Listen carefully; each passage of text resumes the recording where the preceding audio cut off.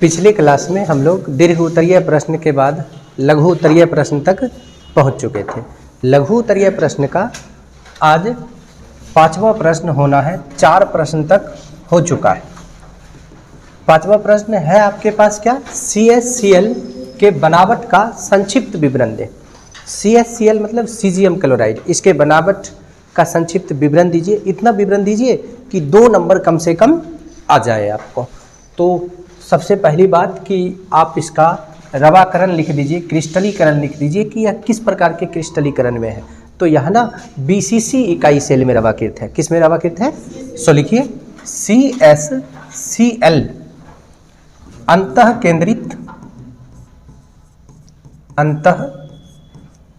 केंद्रित इकाई सेल में रवाकृत होता है। अब इसके लिए आपको इसका फिगर बनाना पड़ेगा, क्योंकि इतना से आपको 2 मार्क्स मिलने वाले नहीं हैं। तो सीजियम क्लोराइड जो है वह caesium ion plus chloride ion से मिलकर बना है। सीजियम आयन कैटायनिक पार्टिकल्स है, क्लोराइड आयन एनायनिक पार्टिकल्स है। अब यानी ये धनात्मक कण है, ये ऋणात्मक कण है। इसको अब चित्र के माध्यम से हम दर्शा देते हैं। चित्र जनरली BCC का जो बना रहे हैं, देखिए गोल गोल बना रहे हैं। पहले आप क्या करते थे, बिंदु डालते थे, अभी हम बड़ा बड़ा कर रहे हैं, इसलिए गोल गोल बना रहे हैं कि इसमें हम पार्टिकल्स को डालकर देख पाए कि पार्टिकल्स सच में BCC फॉर्म में जा रहा है या फिर नहीं जा रहा है। ठीक है, ताकि कोऑर्डिनेशन नंबर, समन्वय संख्या भी हमको पता चल पाए, स्पष्ट रूप से पता चल पाए। जैसे देखिए इसको हम इससे मैच कर देते हैं, इसको हम इससे मैच करते हैं, ये पार्टिकल्स इस रूप से मैच हो गया और ये पार्टिकल्स इस रूप से मैच हो गया। अब चूंकि BCC जालक में एक पार्टिकल्स कहाँ होता है, हाँ, कोष्ठिका के सेंटर पर होता है, केंद्रक पर होता है। तो कोष्ठिका के सेंटर पर पार्टिकल्स को रखिए। जैसे मान लीजिए कि हमने यहाँ पर रख दिया Cl-, जरूरी नहीं आप CS+ भी रख सकते। अगर एक कोना पर Cl- रखे हैं तो सभी कॉर्नर्स के ऊपर आपको क्या रखना होगा, Cl-। एक जैसे पार्टिकल्स ऑलवेज आपको रखने पड़ेंगे।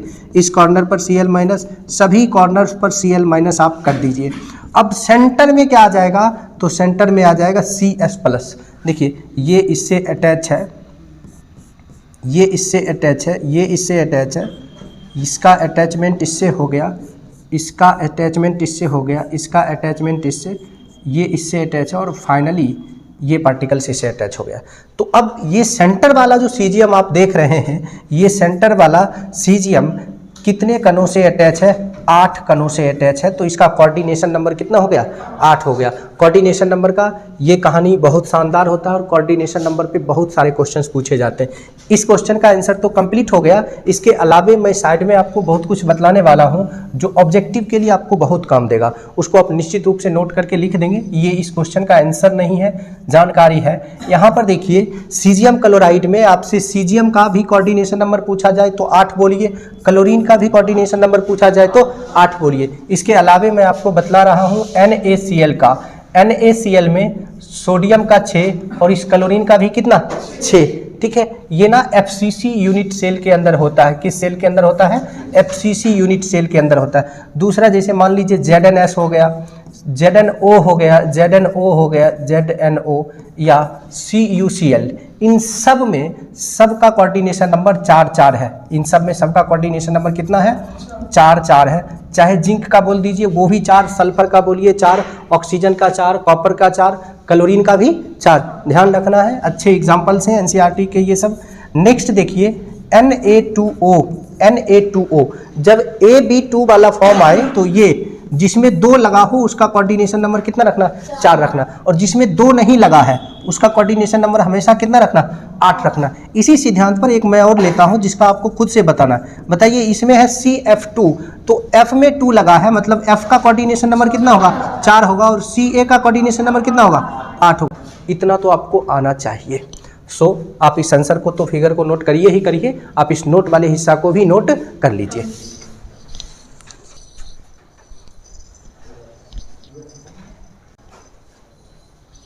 अच्छा 10-20 सब्सक्राइबर्स डेली बढ़ रहे हैं, ये अच्छी बात है। मतलब कंटिन्यू अगर रहा जाए, 1 साल पढ़ा दिया जाए यूट्यूब पर तो ठीक है, फिर आप लोगों से पैसा लेना बंद कर देंगे। नहीं ऐसा नहीं। अरे ग्रेजुएशन वाले को बढ़ाएंगे ना, नेक्स्ट ईयर एक बैच स्टार्ट करेंगे ग्रेजुएशन। अभी देखो ना, पाठक साहब रहे तो फिर ग्रेजुएशन पोस्ट ग्रेजुएशन सब पढ़ाएंगे। इसको जल्दी से नोट कर लीजिए।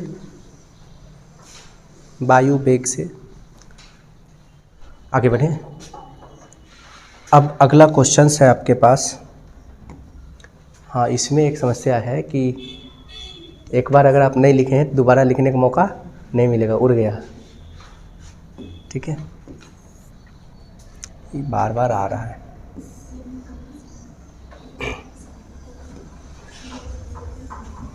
क्वेश्चन लिखिए तो। फ्रैंकल दोष क्या है, उदाहरण के साथ व्याख्या करें। फ्रैंकल दोष क्या है, उदाहरण के साथ व्याख्या करें। क्या लगता है इसको बतलाना है?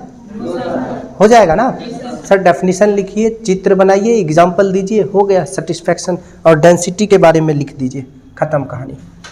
तो ये आंसर आप खुद से कर लेंगे सेल्फ ना, बैक क्लास से आपको मिल जाएगा। कहाँ से मिल जाएगा? बैक क्लास से।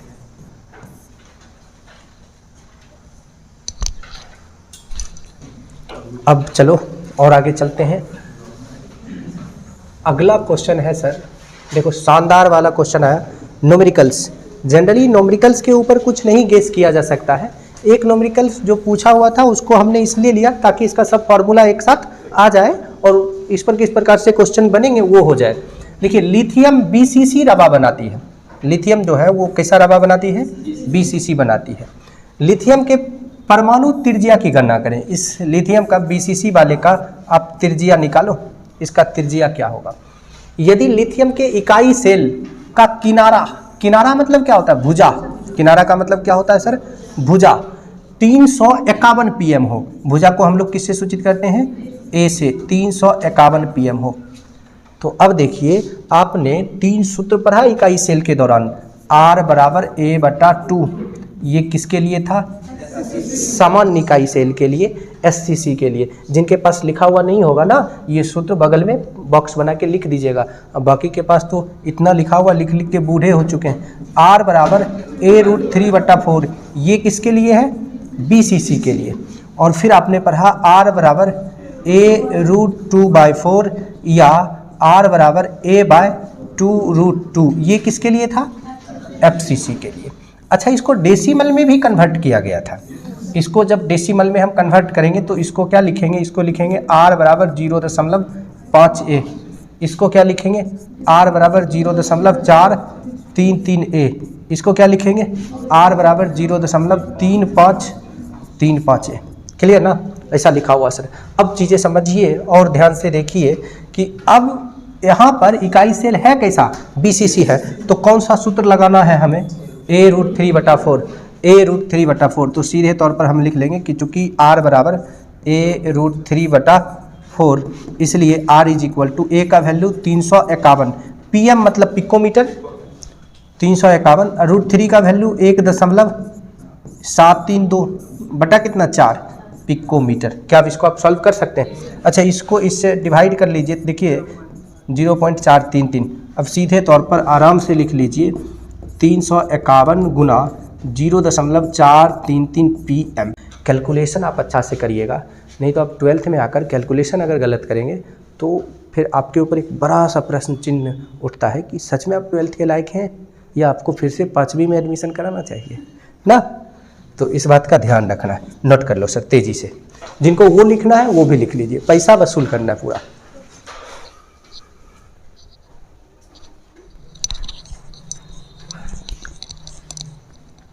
जल्दी कीजिए, आज इसका राम राम सत्य कर ही डालना है। देखें इसको, सही है। क्या हुआ सर? कुछ बोल रहे थे क्या? नहीं, कुछ तो बोल रहा था। पेमेंट जमा करना है क्या?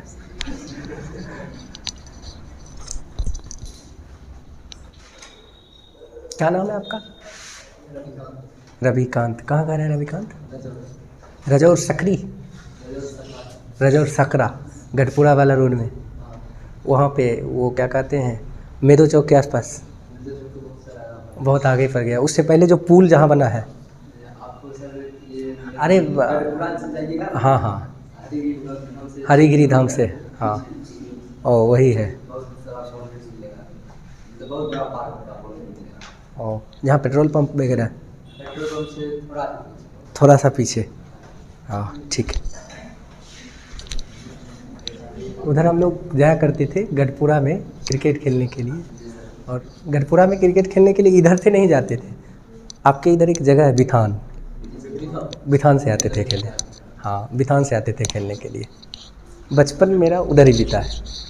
थे इतना शैतान मतलब इतना शैतान थे कि पापा जहाँ ले जाते थे वहीं छोड़ देते थे, ठीक है, कि कुछ दिन वहाँ रहेगा सुधर जाएगा, लेकिन होता था विपरीत, बहुत विपरीत होता था और बिगड़ के आते थे। चलिए आगे बढ़ें। अच्छा इस पर अब देखिए, ये ना एक न्यूमेरिकल्स बेस्ड क्वेश्चन है, इस पर किसी तरह का क्वेश्चन हो तो कर सकते हैं ना, ठीक है सर। अब आ जाओ यहाँ पर, ये एक अच्छा क्वेश्चन है, फेरो चुंबकीय तथा पारा चुंबकीय में क्या अंतर है। अच्छा ये देखिए, यहाँ पर बोर्ड ने जो नाम लिखा है, इस दोनों में से कोई भी नाम हिंदी नाम नहीं है, दोनों ही नाम कौन सा नाम है, इंग्लिश नाम है। इसलिए कम से कम नाम आप इंग्लिश ज़रूर याद रखिए कि इंग्लिश नाम या हिंदी नाम, ये ध्यान में रखना पड़ेगा। फेरो चुंबकीय का हिंदी क्या होता है, किसी को पता है? कौन सा चुंबकीय? लौह चुंबकीय। और पारा चुंबकीय का हिंदी क्या होता है?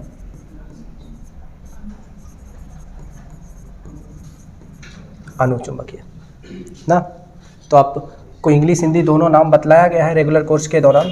तो इस दोनों में क्या अंतर है? इना चुंबक में जाने के बाद तेजी से चिपक जाएगा, जाएगा धड़ाम से धन, और ये आराम से जाएगा, धीरे धीरे जाकर चिपकेगा शांति से। जैसे आप लोग कभी कभार मान लो कि घर से चुरा कर कहीं गए हो, आने में लेट हो गया, चलते हो कि नहीं चलते? ऐसे ही चलते हो ना, ठीक है। अगर गलती से दरवाज़ा बंद है मान लो, तो फिर दीवार फाड़ने का जुगाड़ लगाते हो ना, आराम से चढ़ के आराम से, आराम से जाना। तो ये बिल्कुल आराम से करने वाला काम है, और ये तेजी से जाकर चुंबकीय क्षेत्र में या चुंबक में जाकर चिपक जाएगा। तो लिखिए आंसर, सबसे पहले इसका आंसर लिख डालो सर। फेरो चुंबकीय एवं पारा चुंबकीय पदार्थ में, फेरो चुंबकीय एवं पारा चुंबकीय पदार्थ में महत्वपूर्ण अंतर निम्नलिखित है। हम हिंदी नाम इंग्लिश नाम दोनों लिख रहे हैं। महत्वपूर्ण अंतर निम्नलिखित है।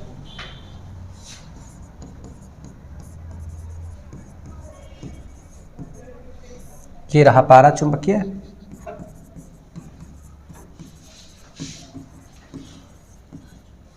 यानी अनुचुंबकीय। दो हिस्सा में आप भी बांटिए और मजे से लिखिए। देखो ऋषि, लिखने में तब मजा आएगा जब पेमेंट फुल रहेगा। हो गया? मतलब हम कह सकते हैं कि यह चुंबकीय क्षेत्र में प्रबलता से आकर्षित होता है। यह चुंबकीय क्षेत्र में, लिखिए, यह चुंबकीय क्षेत्र में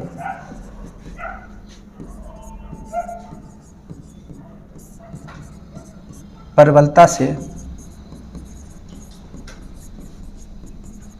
आकर्षित होता है। इसमें क्या लिखेंगे सर? हाँ, यह आकर्षित तो होता है लेकिन दुर्बलता से। यह चुंबकीय क्षेत्र में दुर्बलता से आकर्षित होता है। दुर्बलता से आकर्षित होता है। इसका सभी डोमेन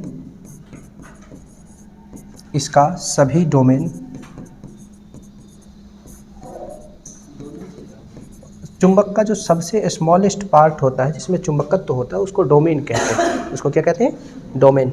इसका सभी डोमेन, अगर आप रेगुलर कोर्स सही से किए तो आपको ये सवाल नहीं करना चाहिए, लेकिन किए तो समझिए चुंबक का स्मॉलेस्ट पार्ट, सबसे छोटा भाग जिसमें चुंबकत्व का सभी कैरेक्टर उपस्थित हो, उसको क्या कहेंगे? डोमेन कहेंगे। इसका सभी डोमेन संरेखी समांतर होता है। अगर मान लीजिए संरेखी समांतर नहीं याद रहे तो बोल दीजिएगा कि इसका सभी डोमेन एक ही दिशा में होता है ना, इसका सभी डोमेन संरेखी समांतर तो होता है। ऐसे जैसे मान लीजिए इसके डोमेन को हम दर्शा रहे हैं तो ई भी ऊपर सब एक के दिशा में जाकर चिपक जाएगा, चौंकाए जाएगा एक दूसरे के ऊपर, तो मैग्नेटिक कैरेक्टर जो है वो बहुत ज़्यादा हो जाएगा। कोई विरोध ही नहीं है, जो मन में आए वही करना है। इसका सभी डोमेन संरेखी समांतर होता है, लेकिन इसका डोमेन जो है वो संरेखी प्रति समांतर होता है। कैसा होता है? संरेखी, हाँ, संरेखी समांतर तथा प्रति समांतर। लिख लीजिए, इसका डोमेन संरेखी समांतर एवं प्रति समांतर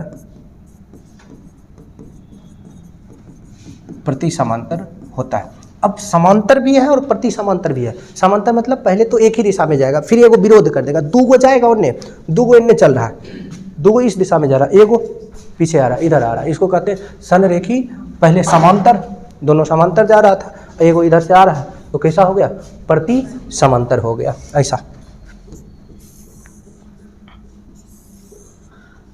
देखिए, ये दोनों चुंबकीय शक्ति को बढ़ा रहा है, लेकिन ई क्या कर रहा है? चुंबकीय शक्ति को घटा रहा है। चल भाई घट, ठीक है। फिर दूग आएगा, वो चुंबकीय शक्ति को क्या करेगा? बढ़ा देगा। फिर ये उन्नीस आएगा, कहाँ? चल नीचे, घटा देगा ना। नोट करो, हो गए सर। इसका मतलब हुआ कि इसका चुंबकीय शक्ति अत्यधिक होता है, द्विध्रुव आघूर्ण, ये चुंबकीय आघूर्ण उच्च होता है, इसका चुंबकीय आघूर्ण निम्न होता है। लिखिए,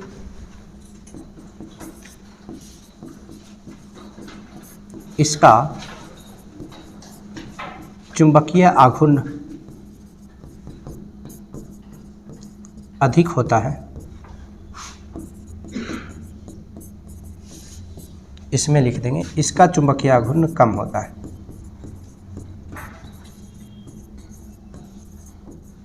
इसका चुंबकीय आघूर्ण कम होता है। इसके एग्जाम्पल्स में आपके पास हो जाएंगे nickel, cobalt, chromium oxide, etc। इसके एग्जाम्पल्स में हो जाएगा O2, N2+, Cu ना, O2+, etc। मतलब उसमें अयुग्मित इलेक्ट्रॉन की संख्या ना 1, 2, 3 देखने को मिलेगा। इसमें 1, 2 ज़्यादातर पाराचुंबकीय में, इसमें 3 गो 4 गो 5 गो अयुग्मित इलेक्ट्रॉन देखने को मिलेगा। और चुंबकीय आघूर्ण निकालने का सूत्र क्या था? म्यू बराबर √n/n+2, जहाँ n क्या था? अयुग्मित इलेक्ट्रॉन की संख्या। देखिए, अयुग्मित इलेक्ट्रॉन की संख्या जितना अधिक होगा चुंबकीय आघूर्ण उतना ही ज़्यादा होगा। इसका मात्रक क्या होता है? Bm। Bm का मतलब क्या? बोर मैग्नेटॉन, बोर मैग्नेटॉन ना सर, नोट कर लो। अच्छा, आप में से अधिकांश रेगुलर कोर्स किए हैं, तो यहाँ हम 2 क्वेश्चन एक्स्ट्रा लिखाने वाले हैं, जिसका आंसर हम कभी नहीं लिखाएंगे, लेकिन दोनों क्वेश्चन बहुत अच्छा होगा, आपको खुद से लिख लेना है। एक क्वेश्चन क्रिस्टलीय ठोस और अक्रिस्टलीय ठोस में अंतर स्पष्ट करें। कम से कम 7 अंतर लिखना है। कम से कम कितना? 7 अंतर लिखना है। दूसरा, आपको पता है संकुलन दक्षता बहुत अच्छा पॉइंट है, समन्वय संख्या बहुत अच्छा पॉइंट है, ये सब नहीं आया ना, तो 2 क्वेश्चन HW में लिख लीजिए। तो ये हो गए। हाँ, रेगुलर क्लास में जो पढ़े हैं, कहीं से भी बनाइए, लेकिन बनाइए, आप पढ़ चुके हैं इसको। ये क्वेश्चन आपके लिए, जिसका आंसर हम कभी नहीं बताएंगे। हाँ, एग्ज़ाम से पहले आप आइएगा पूछने के लिए, तब बता देंगे, लेकिन अभी नहीं बताएंगे, ठीक है। मिटाएं इसको, एक क्लिक करेंगे सब मिट जाएगा, बर्बाद।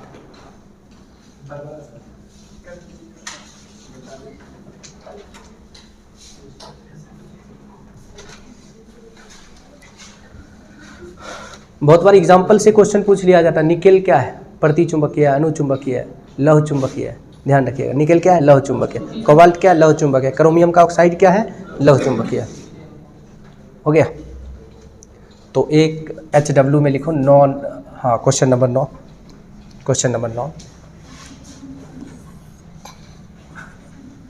ये HW में वहीं पर बना देना है। क्रिस्टलीय एवं अक्रिस्टलीय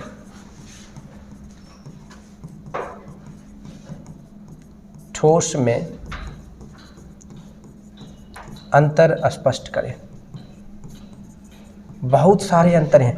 पहले ये नियमित होता है, ये अनियमित होता है, ये रवादार होता है, ये बेरवादार होता है, ये विषमदैशिक होता है, ये समदैशिक होता है, इसके कणों का व्यवस्था दीर्घ परासी होता है, इसके कणों का व्यवस्था लघु परासी होता है। और भी बहुत सारे अंतर है ना। इसे चाकू से काटने पर समतल सतह बनता है, इसे चाकू से काटने पर खुरदरा सतह बनता है। इसका सूत्र एवं संरचना निश्चित होता है, इसका सूत्र एवं संरचना अनिश्चित होता है।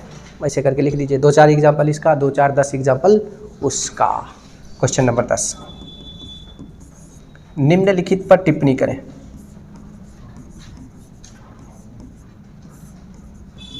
निम्नलिखित पर टिप्पणी करें। सोचो जब भी ऐसा क्वेश्चन हम लिखाए होंगे तो उसके अंदर कितना क्वेश्चन डाले होंगे। जीवन में आप पहली बार देखोगे कि मात्र हम 2 क्वेश्चन डाल रहे हैं। ठीक है, तो लिखो समन्वय संख्या, इसका दूसरा नाम उपसह संयोजी संख्या, लेकिन इस चैप्टर में इसको समन्वय संख्या ही कहें तो ज़्यादा बेहतर है। ठीक है। दूसरा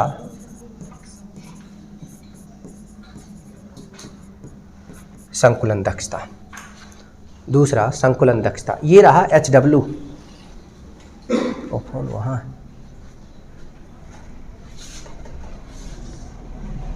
हो जाएगा।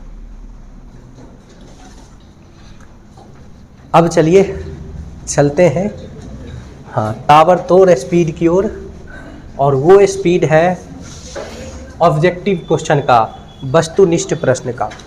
आप देखिए आपके पास सेट है, ये नहीं जो बैठ के अभी आप टिक करने लगिएगा। आप अभी बोलिए, ठीक है, अभी इसके आंसर को बोलिए। टिक करना है घर पर आराम से, कुछ स्मरण में रख के, याद में रख के। नहीं उसको बंद करके रखिए। सब यहाँ देखिए, सब बंद कीजिए, सेट बंद कीजिए, सभी सेट बंद कीजिए। टिक देखिए यहाँ अभी देख लीजिएगा। घर पर मान लीजिए याद नहीं आ रहा है, याद करने का प्रयास करिएगा तो स्मरण शक्ति क्या होता है? बढ़ता है। स्मरण शक्ति का भी अभ्यास करना पड़ता है। ठीक है, स्मरण शक्ति का अभ्यास करिएगा, याद करने का प्रयास करिएगा तो खूब याद होगा। तो आज ऑब्जेक्टिव क्वेश्चन होना है। प्रत्येक चैप्टर में ऐसा होगा 30-32 ऑब्जेक्टिव क्वेश्चन एवरी चैप्टर्स में आएंगे और उसको हम आप लोग मिलकर टिक करेंगे। जैसे सबसे पहला क्वेश्चन है, बेरवादार ठोस का उदाहरण है हीरा, ग्रेफाइट, नमक या रबर? हाँ, बेरवादार का मतलब क्या होता है? अक्रिस्टलीय। तो अक्रिस्टलीय इसमें से कौन है? दूसरा है, निम्नलिखित में कौन क्रिस्टलीय ठोस का उदाहरण है? सॉरी, अक्रिस्टलीय ठोस का उदाहरण है, क्रिस्टलीय नहीं, अक्रिस्टलीय। तो अक्रिस्टलीय ठोस इसमें कौन है? अक्रिस्टलीय ठोस को पहचानने का सामान्य तरीका ध्यान रखिए, जिसका सूत्र नहीं हो उसको आप क्या कह देंगे? अक्रिस्टलीय। या अगर कोई क्रिस्टलीय है भी, सूत्र है भी, और उसमें किसी ने अक्रिस्टलीय मिला दिया, खूब अमृत है, अमृत में तनको जहर डाल देंगे तो अमृत रहा, तो क्या बन गया? विश्व बन गया ना। तो अक्रिस्टलीय के अंदर अगर आप तनको अक्रिस्टलीय मिला दीजिएगा ना तो अक्रिस्टलीय हो जाएगा। ऐसा हम क्यों बोल रहे हैं? आगे एग्जाम्पल आएगा, देख लीजिएगा। HCP इकाई सेल में परमाणु की संख्या है HCP हेक्सागोनल। हेक्सागोनल में कितने परमाणु होते हैं? देखिए कौन कौन साल ये सब क्वेश्चन पूछा गया वो भी लिखा हुआ है। अगला देखिए, रवादार ठोस है। रवादार मतलब क्रिस्टलीय ठोस। क्रिस्टलीय ठोस कौन है? हीरा है। हीरा क्या है? तत्व यौगिक या मिश्रण? तत्व है। धातु अधातु या अधातु है ना। हीरा किसका अपर रूप है? कार्बन क्या है? अधातु। तो सिंपल सी बात है, गधा का बच्चा गधा ना। अधातु, जब हीरे मतलब कार्बन ही अधातु है तो उससे बनने वाला भी क्या होगा? अधातु ही होगा। चलिए देखते आगे, आगे बढ़े। बस ऐसे ही करना आपको ऑलवेज। अगला देखिए, आगे आ गया सर, क्या आ गया? तो ये आ गया। इसमें सबसे पहला क्वेश्चन आपके पास क्या है? सबसे पहला क्वेश्चन है आपके पास, एक धातु का रवाकरण हेक्सागोनल क्लोज पैक मतलब HCP की संरचना में होता है, तो धातु की कोऑर्डिनेशन संख्या क्या है? HCP का कोऑर्डिनेशन नंबर कितना होता है? अच्छा, HCP के अलावा और किसका किसका बारह होता है? FCC का और किसका? CCP का। इन तीनों का कोऑर्डिनेशन नंबर कितना होता है? 12 होता है, ध्यान रखिएगा। निम्नलिखित में कौन से जोड़े में क्रमशः चतुष्फलकीय वॉइड, आप पढ़ के जाइएगा रिक्तिका, वहाँ आधा हिंदी आधा इंग्लिश लिखेगा वॉइड, और देखिए अटुफलकीय, नहीं अष्टफलकीय है, वो मिस टाइपिंग है, ठीक है। अटुफलकीय भी नहीं लिखा है, अटुलकीय लिखा है, लटक जाओ पकड़ के। तो ये अष्टफलकीय है सर। इसको टी से सूचित करते हैं और इसको किससे सूचित करते हैं? ओ से सूचित करते हैं। देखो टाइप करने वाला ने हंसने का मौका दिया आपको, दिया कि नहीं दिया? तो कहता है कि ये क्रमशः किस में बनता है? देखिए चतुष्फलकीय का यानी HCP का जो व्यवस्था होता है वो चतुष्फलकीय होता है, और CCP का जो व्यवस्था होता है वो अष्टफलकीय होता है। ये सब त्रिविमीय व्यवस्था में आता है। किस व्यवस्था में आता है? हाँ, त्रिविमीय में। तो ऐसा कौन सा ऑप्शन है? C number. इसका मतलब ये नहीं है कि BCC में और FCC में चतुष्फलकीय अष्टफलकीय नहीं बनता, बनता है, उसमें प्रॉपर व्यवस्था वो नहीं है। और यहाँ जो भी पूछा जा रहा है वो प्रॉपर पूछा जा रहा है। किस में ऐसा होता है? डायरेक्टली। निम्न में कौन बेरवादार ठोस है? देखिए ग्रेफाइट, क्रोमेलम, सिलिकॉन, नहीं सिलिकॉन होगा, ठीक है, सिलिकॉन कार्बाइड। उसके बाद क्वार्टर्ज, देखिए क्वार्टर्ज जो है ना सिलिकॉन ऑक्साइड है, ये क्या है? ये क्रिस्टलीय है। इसमें किसी ने ग्लास लगा दिया, मतलब उस सिलिकॉन ऑक्साइड में किसी ने कांच को मिला दिया, ग्लास को मिला दिया। ग्लास मिलाने के बाद क्रिस्टलीय प्लस अक्रिस्टलीय, तो कौन सी हो जाएगा? अक्रिस्टलीय। इसका कौन सा ऑप्शन सही होगा? बी नंबर ऑप्शन सही होगा। आगे चलिए, घनाकार क्रिस्टल में ब्रेवेस जालक की संख्या 3। अच्छा एक चीज बताइए, टोटल ब्रेवेस जालक क्या प्रकार का होता है? 14 प्रकार का। टोटल ब्रेवेस जालक कितने प्रकार का? 14 प्रकार का। मूल क्रिस्टल तंत्र कितने प्रकार का? और उसमें से घनीय क्या प्रकार का? अच्छा हमसे पूछ लेगा कि बताइए 7 प्रकार का जो मूल क्रिस्टलीय तंत्र है उसमें से किस तंत्र के पास सबसे अधिक संरचना है? ऑर्थोरोहम्बिक। किसके लिए आपने ट्रिक पढ़ा था? कठोर HMT ना, कठोर भाई H भाग गया, HMT, कठोर HMT। ये ट्रिक तो बाहर चल जाएगा, इसे में लफड़ा हो जाएगा ना। अच्छा जाने दो, क्या सीखना भाई सब सीखे। कठोर HMT, तो कठोर HMT ये 7 क्रिस्टल का नाम है, मूल क्रिस्टल का नाम है। इसके लिए हमने आपको आप बहुत सारा टेलीफोन नंबर याद रख लेते हैं, रखते हैं कि नहीं रखते? विशेष तौर पर बहुत सारे नंबर्स को आप याद रखते हैं, तो इसके लिए भी एक टेलीफोन नंबर बताए थे आपको। बताइए किसको क्या?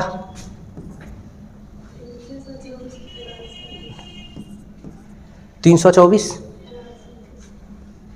1121 ना, 32 41 121, ये टेलीफोन नंबर है। अब इस टेलीफोन नंबर में देखिए, इसका नाम है cubic, tetrahedral, orthorhombic, rhombohedral, hexagonal, monoclinic, triclinic. इसमें A-B का भुजा का रिलेशन भी आ गया था, अल्फा बीटा गामा भी आ गया था। उतना आपको नहीं जानना है, केवल ये जानना है कि मूल क्रिस्टल तंत्र 7 प्रकार के, ब्रेवेस जालक 14 प्रकार के, और घनाकार ब्रेवेस जालक कितने प्रकार के?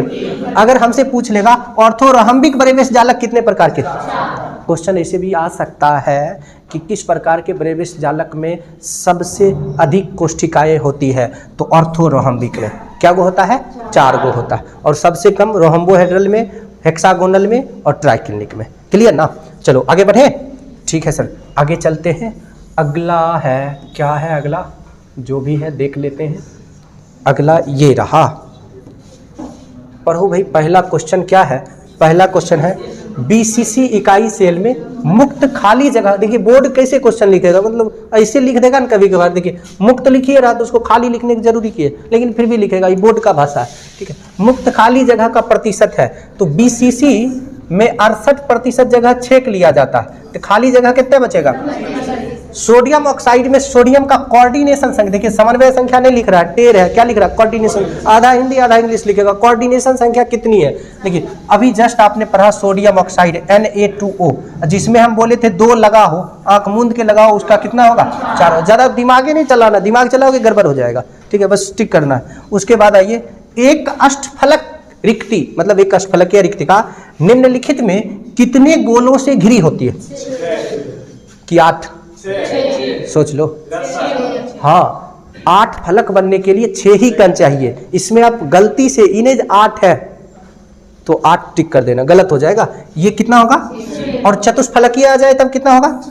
हाँ, चतुष्फलकीय रिक्तिका 4 गोला से बनता है, अष्टफलकीय रिक्तिका 6 गोला से बनता है। ठीक है।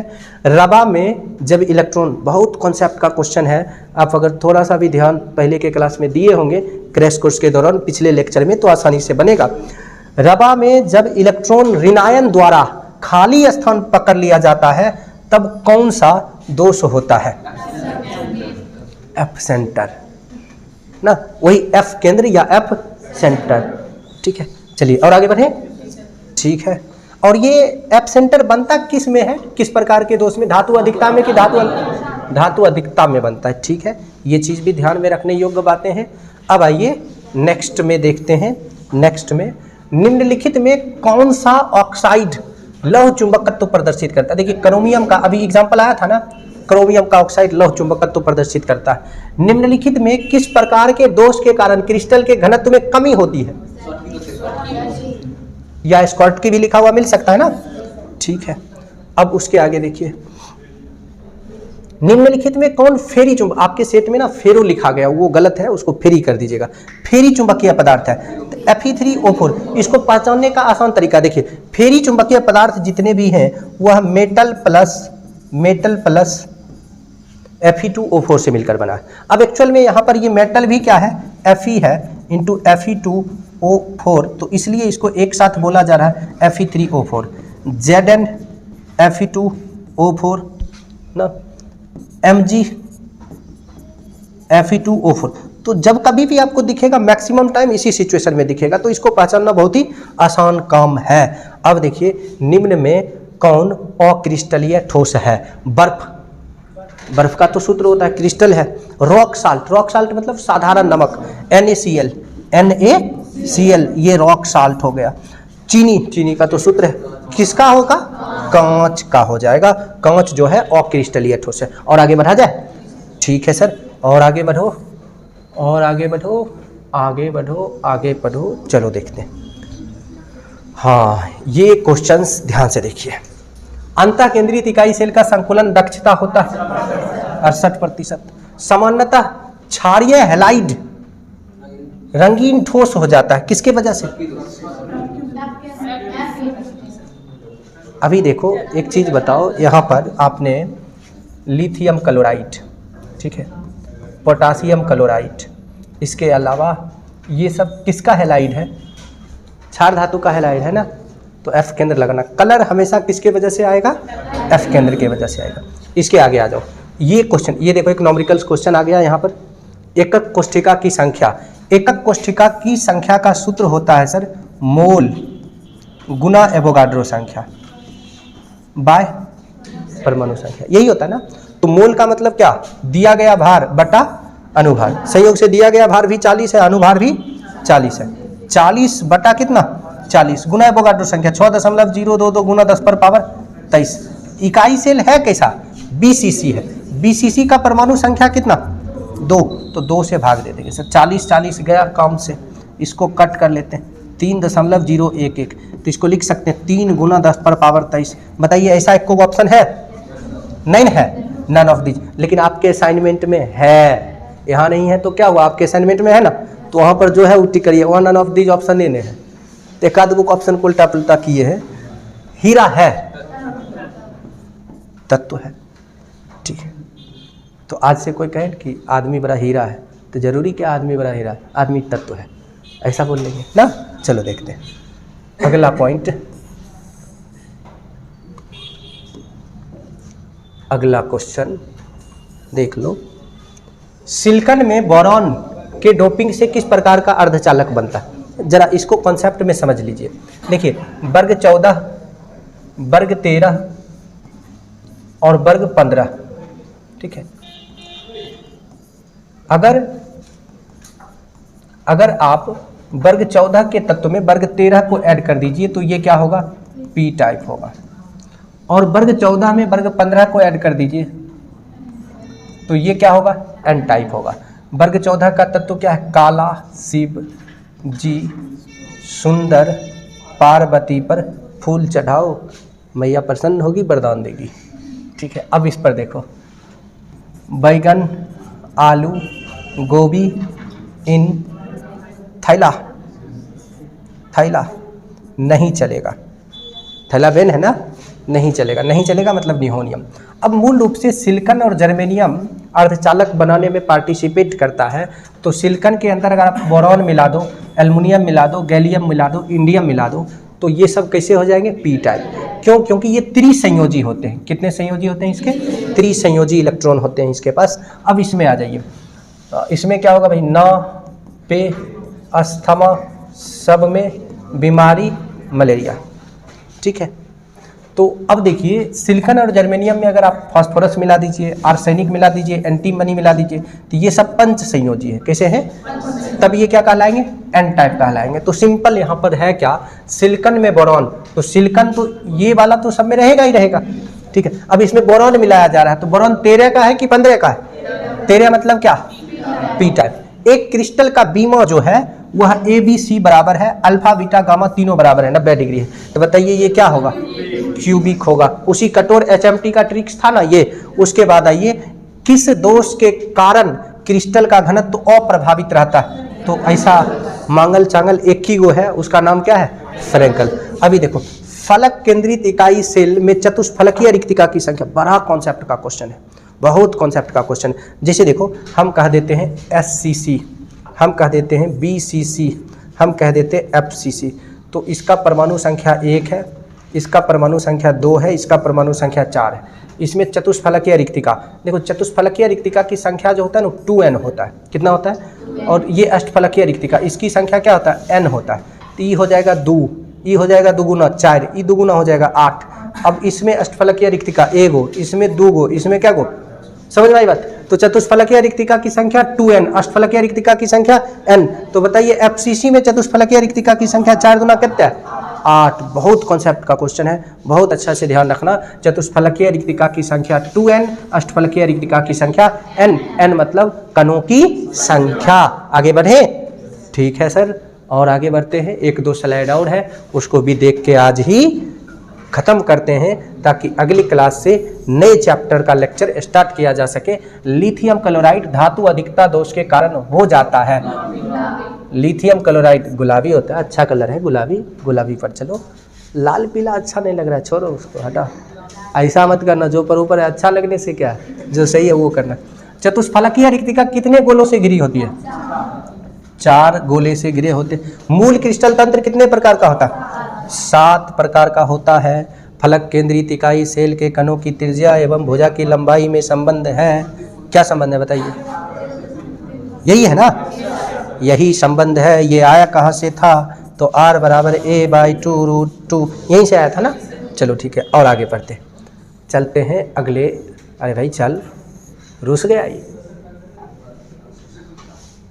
हाँ, अब आइए इस पर चलते हैं। देखिए जरा इसको भी ध्यान से। सामान्य इकाई सेल मतलब कौन सी? SCC। अंतः केंद्रित इकाई सेल मतलब कौन सी? BCC। अब फलक केंद्रित इकाई सेल मतलब कौन सी? FCC। का परमाणु संख्या, इसका परमाणु संख्या 1, इसका परमाणु संख्या 2, इसका परमाणु संख्या 4। 1, 2, 4, ऐसा कौन सा ऑप्शन है? निम्न में कौन हाइड्रोजन बंधन नहीं बनाता है? आया लेकिन ये भी ना, लटकते लटकते अंतिम तक दाव को पकड़ा ट्रेन को, हाइड्रोजन बॉन्ड वाला टॉपिक। तो हाइड्रोजन बॉन्ड का कॉन्सेप्ट क्या था? हाँ, हाइड्रोजन जो है वो फ्लोरीन, ऑक्सीजन और नाइट्रोजन से जुटा हो तो हाइड्रोजन बॉन्ड बनाते हैं। इसके 2 शर्त हैं। पहला शर्त यह है कि विद्युत ऋणात्मकता बहुत अधिक होना चाहिए। दूसरा शर्त यह है कि परमाणविक त्रिज्या कम होना चाहिए, आकार छोटा होना चाहिए। चलिए चलते हैं क्वेश्चन नंबर 31 के ऊपर। ये भी एक नॉमरिकल्स क्वेश्चन है। ऑब्जेक्टिव में 3 नॉमरिकल्स क्वेश्चन था ना, तो ये नॉमरिकल्स क्वेश्चन क्या है सर? देखिए, ये उससे बन जाएगा जिसने जालक बिंदु इकाई सेल के समय जो पढ़ा था वैल्यू, वो अगर आपके पास ध्यान से होगा तो बनेगा। A एवं B तत्वों से बने एक यौगिक का संरचना कैसा है सर? घनाकार है। A परमाणु घन के कोना पर, अरे क्या गो कोना? अब बचपन में जो आप कोना खेलते थे उसमें क्या गो कोना? उसमें 4 कोना रहता था, घर को पूरा कोना नाप देती थी। अभी 4 को रहता है। चलो भाई, इसमें कितने कोने होते हैं? 8 कॉर्नर्स होते हैं। एक कॉर्नर्स पर कण का मान कितना? 1/8। तो कितने कण हो गए? 1 कोना पर 1 कोना। ठीक है, अब कोना पर 1 कोना नहीं, 1 कण।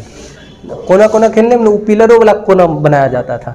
ठीक है, अब बताओ बी परमाणु घन के फलक के केंद्र पर, बी जो है फलक, फलक क्या गो है 6 गो है, 1/2 सर कट गया 3, तो देखो सूत्र क्या होगा A/B मतलब अरे बराबर आ जाओ 1 3, ये A1 B3 AB3 क्या हो गया सर AB3 हो गया।